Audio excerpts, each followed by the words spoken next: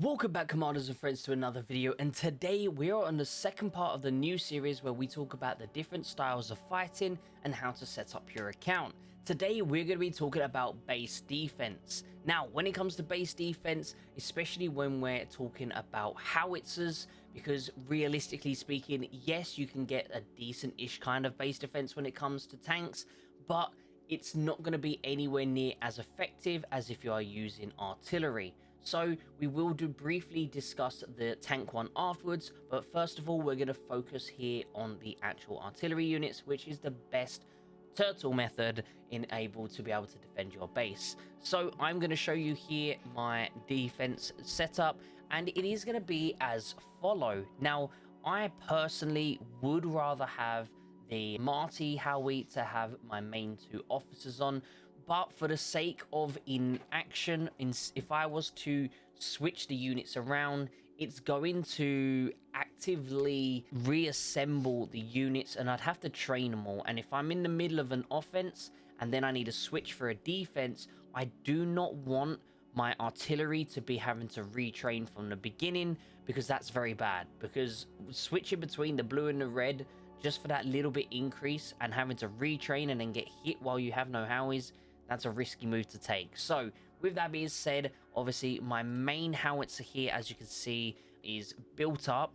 And if I was to completely take all the wrenches out and stuff like that and put them into this one, because I don't have modern wrenches in here, it's going to have to cause it to retrain, and we don't want to be doing that, guys. So with that being said, as I mentioned, we're going to kind of keep all the units themselves the same. The only thing we're changing around is the officers. Now, for the officers here, we have currently got the two main key defense officers when it comes to the howitzers. As a free-to-play player, that is, guys, we have got Flame and Stinger. Now, even if you are a paid person and you have red heat, yes, technically Flame with red heat would be a slightly better option, but also it wouldn't, because the thing with red heat is, yes, she does do splash damage as well, but the thing is, although it'd be nice to get the boost off of Flame, you actually 9 times out of 10 want to bring red heat out of your base to hit someone. And as we all know, Flame himself has the ability to do more damage when garrison, and so does Stinger. So if we put them together and keep that howitzer inside the base at all times, that way it's going to be unleashing its full potential, and therefore we wouldn't use it during a defense. So let's just say I'm being attacked. I'm not going to ever drag this howitzer out, because I will lose damage, and the amount of damage is actually kind of crazy. The first amount here is 35% damage, and the second amount that we would actually lose is going to be here on a further 25% damage when garrisoned in the base. So we would actually end up losing a decent amount. So with that being said, guys, we keep the actual unit inside the base at all times, so that it's just always doing the max damage possible. And then we would use our second Howie, which at the moment you can see Flame on it because that's my setup. But when we go here, you'll see that my second Howie actually has red heat and liberty. Now, Liberty, of course, gives you that extra range, and then Red Heat gives you that splash damage. And if I'm dragging her out, I can choose who I want to put that splash damage on, and I can focus it on any artillery unit. And as we know, Red Heat is very, very dangerous when it comes to her splash damage, even more so than any other officer on the game. So with the fact that in my situation, I went and got Lady Liberty as a free-to-play player, if you went down the route of red heat and vice versa, and you don't have Liberty, for example, I would suggest putting her with Antonina, just for the fact that she does in fact deal that 5 grid range, and you can defend much better with that 5 grid range. And also, Antonina technically isn't that bad of an officer, guys. She still does have great potential. Yes, obviously I mentioned the fact that the garrison damage is going to be much higher than overall, and although again I still have her garrisoned damage here, if I know I'm going to be jumping out, all I simply do is switch her garrison damage. But with her garrison damage here, as we can see, I'll just switch it to this one, which is the skill boost, because I know I'm going to be jumping out and hitting. But if I am 100% surrounded and I have almost no chance of actually bringing my howitzer out, the 25% garrison damage will do a little bit more than the 25% officer boost, because the garrison will do the normal shot and the officer boost in one. So it depends on what's attacking you. You might want to quickly change one or two skills, but that's the reasoning behind why I currently have the garrison one on in this situation. Now, I do switch out Everbloom for the Steel Fighter, because obviously Steel Fighter gives us that 30% base damage resist against skill shots, so that's just more protection on top of it. And then finally, I do run the tactical skill here from I onto my ATG, which has obviously Vox on here. A lot of people would say they'd rather put this skill over here, which I can 100% understand, but I would rather get the 30% damage protection from Vox in that little bit quicker, because if I get in that damage protection in a lot quicker, the big difference there is going to be I'm going to have more protection faster. So that's just my personal preference towards it. I'd rather have that protection in because I've already got the offensive keyed up. You know, at the end of the day, you don't know who Stinger's going to hit. You don't know who anyone's going to hit when it comes to those splash damages, especially if you're tanking something that's really strong and you still haven't hit past that tanking unit. I would rather just get all the protection in much quicker. So my ATG is pretty much my weakest unit on defense. I don't have any other officers right now, hence why we have Eagle on here. Obviously, this would change down the line at some point when we get some newer officers. But for now, the reasoning behind this setup is, yes, he would work better on an ATG, but the defense officers won't really work on a Howie, whereas they fit on an ATG, because the ATG is a very versatile unit when it comes to its main job. And what I mean by that is the ATG, although a lot of people hate the ATG, if a super heavy is tanking you, it's great. Its main shot is very, very strong. Obviously, the skill shots is where I'm going to be lacking. I don't have any skill damage on my ATG, and yes, I'm lacking in that aspect. But at the end of the day, right now, at this very moment in time, I just don't have more officers to really integrate this.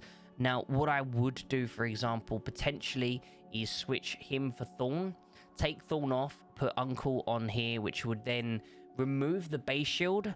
I still keep the sort of damage protection. I do lose the base shield and 10% resist, but at that stage, what I could do is potentially put Eagle on here, which means I now have an offensive ATG as well. But yeah, it's just a mixture between defense and offense. How much defense do you want? How much offense do you want? Now, the reason I've gone for the ATG is its normal shots will destroy a super heavy that's tanking you, as well as obviously all the rest of my officers and units that are also dealing damage to it. But the way I see it, guys, is for me, the way I've built it with the extra normal damage, garrison damage, this is just an unwanted skill. We don't have anything else to put there. But the way I've built my ATG is that it's got the defense officers on there. No matter what other unit is in that space, the ATG at the weakest level, i.e. it has no wrenches in it, it's just got the parts on it, and the fact that my artillery tech is the main thing that I've gone for on my account, it kind of just makes sense to have the ATG there. Another howitzer there wouldn't really do any damage, and honestly, any tank wouldn't do damage or anything like that. So that's why I've gone for it in this instant. So I've obviously got a very hybrid mix between defense and offense, and I just feel like this is what's going to get me the most kills out of that weakest unit. Okay, so that's my explanation as to why I've done this. Now, a lot of people, depending on how offensive they want, you could easily just add offensive officers to this unit and remove a lot of your defense. Or you can, for example, go down a complete different route where you have, say, tanks, where you could switch in a tank and put, say, like an MB with some offensive units on there. But I don't have any tech for that, so I don't see the point personally. Now, regarding the defense itself, it does also depend on your base HP. Now, my base HP isn't anything crazy. It is only 1.24. I'm about to, this week, I will end up getting level 100 on my final wall. So all walls will now be at 100. And as I said, my tech, I can't really get much more base HP on my tech unless I start doing some more modern stuff, or if I go down that advanced defense tree. So with that being said, guys, please let me know what you think. I know it's a very hot topic when it comes to where to put this skill, and is also a very hot topic on just in general whether or not you want to be using more offense or defense officers. This is just my personal preference, and hopefully I'll be able to. It will take me probably about another year to get Red Heat, but by the time I finish Red Heat, I am assuming there will be a new officer for me to start working on when it comes to artillery. I could obviously eventually go for Madame Vindicta, but by the time I awaken Red Heat, which is probably going to be in the region of a year to a year and a half, there's probably going to be a new artillery officer that's available. So there's no point me thinking about even potentially getting this in the future, because I just don't see it happening. I could even then just go for someone else. So please let me know, guys, what you personally think that your personal preference is when it comes to base defense. Do you prefer to have all offensive, or do you rather have what I've done, where I've got a bit of a hybrid and I've got 4 defense officers and 6 offense officers? So this is the howitzer sort of setup that we spoke about. Now let's quickly jump over to the tank version. So guys, when it comes to tanks, I personally can't give you the 100% exact recipe for best base defense, because let's be honest, you're never as a tank main going to get the same sort of defense as an artillery main when it comes to base defense. Now the reason for this